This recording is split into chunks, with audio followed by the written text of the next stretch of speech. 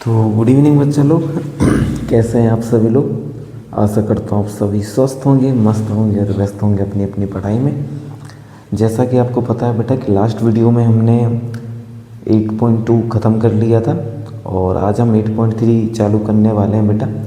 तो उसके लिए बेटा जितनी भी बेसिक चीज़ों की, बेसिक फार्मूलों की, आइडेंटिटीज़ की ज़रूरत हमको पड़ेगी, आज हम इस वीडियो में उसको ख़त्म करेंगे बेटा। ठीक है, क्योंकि 8.3 बहुत ज़्यादा इम्पोर्टेंट है, तो उसके बेसिक को समझना बहुत ज़रूरी है बेटा। ठीक है, तो आज जब तक हम इन बेसिक चीज़ों को, छोटे छोटे फॉर्मूलेस को, आइडेंटिटीज़ को नहीं समझेंगे, 8.3 हमसे नहीं बनने वाली। ठीक है, तो बेटा सबसे पहली चीज़ जो हमको पढ़नी है वो है ट्रिग्नोमेट्रिक आइडेंटिटीज़। ठीक है, और बेटा ना हम इनको याद करेंगे बल्कि ये भी सीखेंगे कि ये आई कहाँ से, इसको डेराइव करना सीखेंगे बेटा। ठीक है, तो सबसे पहले बेटा जो हमको पता है, जैसे कि हमको पाइथागोरस थ्योरम याद है, तो पाइथागोरस थ्योरम का हम यूज़ करके बेटा हम आइडेंटिटीज़ को निकालना सीखेंगे। तो बेटा ये 3 मेन आइडेंटिटीज़ होती है और उससे दो दो तरह की और आइडेंटिटी जनरेट होती है, और इस तरह से बेटा टोटल 9 आइडेंटिटीज़ हैं जिनका यूज़ 8.3 में होने वाला है। ठीक है, और ये खुद भी बेटा इसलिए इम्पोर्टेंट है क्योंकि एक एक नंबर में कहीं सही जोड़ी में, कहीं फिल इन द ब्लैंक में, ट्रू फॉल्स में, वन वर्ड में, कहीं में भी आ सकती है बेटा। ठीक है ना, तो इनको याद करना बहुत ज़रूरी है। तो याद करने से बेहतर है कि हम वो सीखें कि ये इसको निकालते कैसे हैं। ठीक है, तो देखो बेटा पाइथागोरस थ्योरम तो हम सब ने पढ़ी है, तो पाइथागोरस थ्योरम सबसे पहले हम लिख लेते हैं। और पाइथागोरस थ्योरम को हम 3 बार लिखेंगे क्योंकि हमको 3 मैन आइडेंटिटी लिखानी है। ठीक है, तो हम 3 बार लिखेंगे बेटा। ठीक है, जिसमें मैं पहली बार लिख रहा हूँ और पहली हम आइडेंटिटीज से निकालेंगे। ठीक है, तो ध्यान से देखते रहना। पाइथागोरस थ्योरम क्या होती है? हाइपोटेनियस का स्क्वायर इक्वल टू परपेंडिकुलर का स्क्वायर प्लस बेस का स्क्वायर। ठीक है, इतना तो हम बेटा 8.2 और 8.1 में पढ़ के आए हैं, पाइथागोरस आपको याद होगी। ठीक है, इसको मैं नाम दे दे रहा हूँ इक्वेशन नंबर 1। ठीक है, अब देखना क्या करना है। इस इक्वेशन नंबर 1 में मैं, क्योंकि मैंने आपसे पहले ही बोल दिया कि मैं 3 बार लिखूँगा इसको, ये पहली बार लिख लिया, इससे हम पहली आइडेंटिटी निकालेंगे। ठीक है, तो देखो एक बार मैं हाइपोटेनियस के स्क्वायर से पूरे इक्वेशन को डिवाइड कर दूंगा, एक बार परपेंडिकुलर के स्क्वायर से पूरे इक्वेशन को डिवाइड कर दूंगा, और एक बार बेस स्क्वायर से, ठीक है ना, पूरे इक्वेशन को मैं क्या करूंगा, डिवाइड करूंगा बेटा। ठीक है, तो अभी सबसे पहले मैं काय से, हाइपोटेनियस के स्क्वायर से पूरे इक्वेशन को डिवाइड कर रहा हूँ। देखो तो मेरे को लिखना पड़ेगा dividing equation number 1 by hypotenuse square. ठीक है, इधर देखना, हाइपोटेनियस का स्क्वायर अपॉन में हाइपोटेनियस आ जाएगा। क्यों? आप इसी से डिवाइड कर रहे हो। ठीक है, तो जिससे डिवाइड करते हैं, ठीक है, वो नीचे आता है। इधर देखो, परपेंडिकुलर डिवाइड हाइपोटेनियस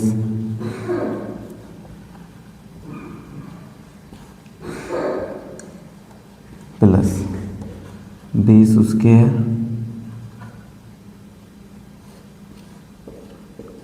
अपॉन में हाइपोटेनियस।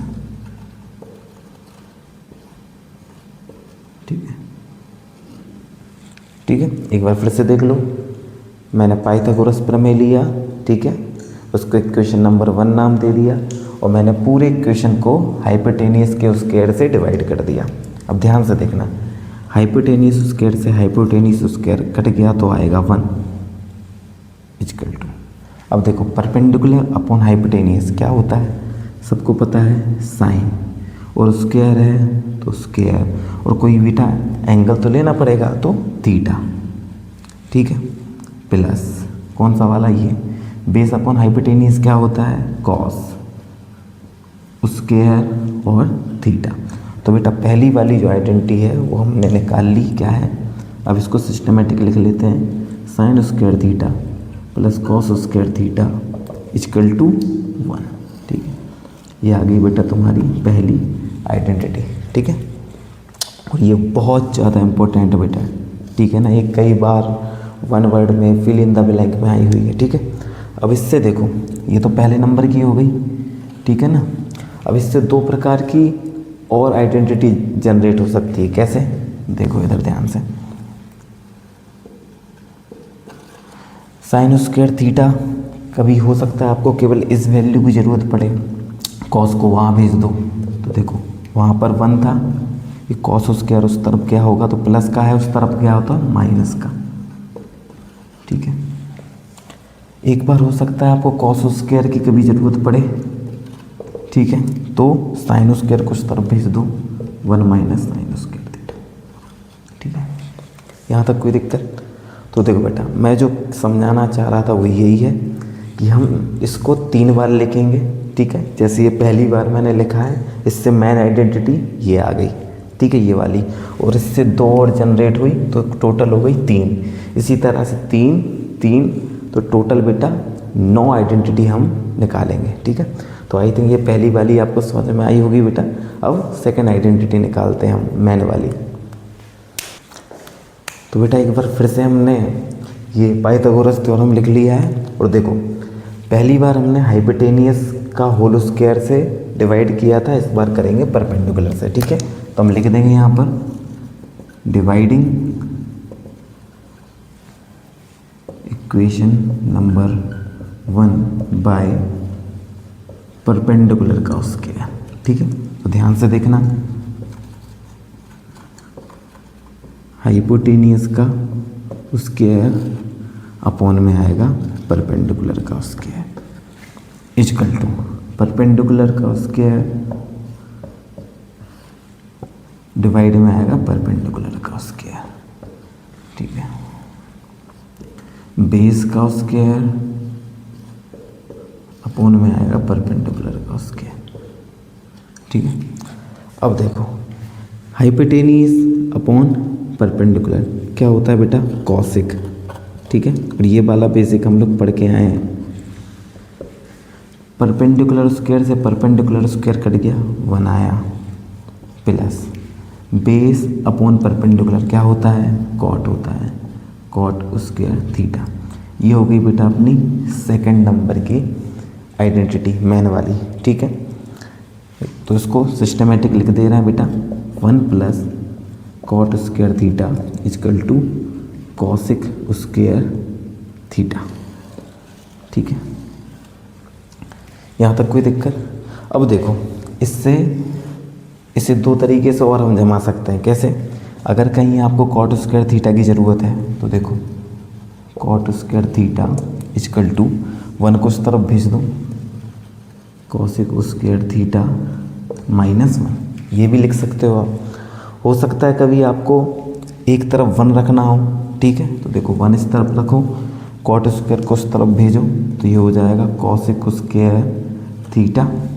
ये कॉट उस तरफ जाएगा तो माइनस का हो जाएगा कॉट स्क्वायर थीटा।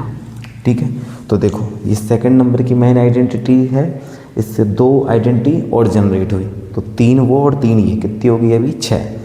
ठीक है, तो एक बार बेटा फिर से हम पाइथागोरस थ्योरम लेते हैं। ठीक है ना, और तीसरी प्रकार की मेन आइडेंटिटी को हम निकालते हैं।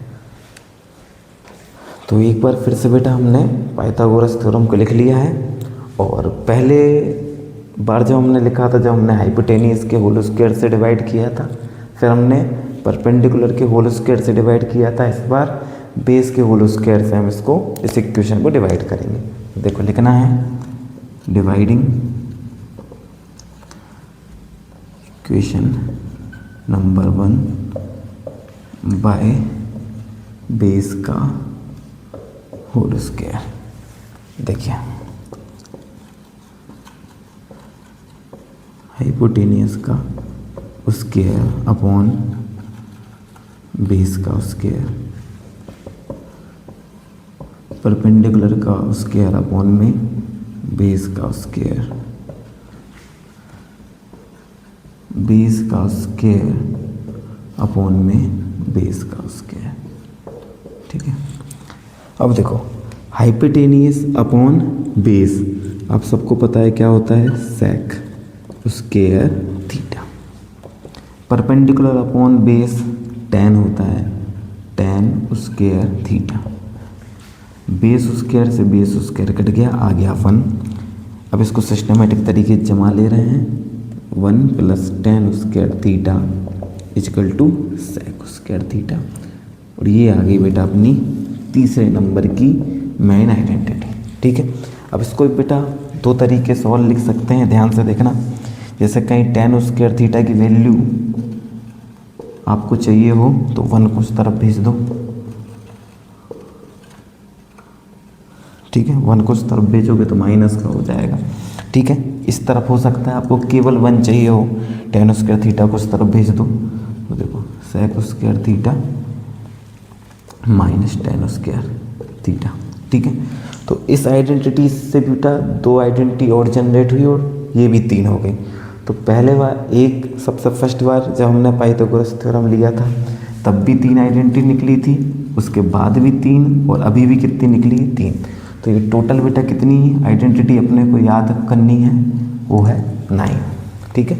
तो बेटा अगर ये मेन वाली अगर 3 याद है तो बाकी की 6 भी बेटा आपसे निकल जाएगी, ठीक है बेटा।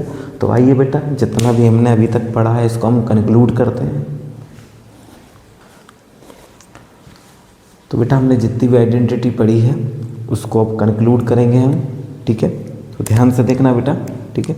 सबसे पहली आइडेंटिटी जो मेन निकली थी वो थी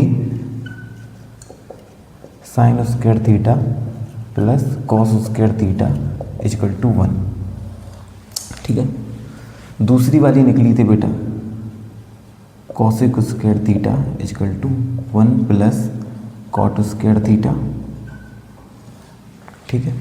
उसके बाद वाली निकली थी बेटा sec square theta equal to tan square theta plus 1, ठीक है।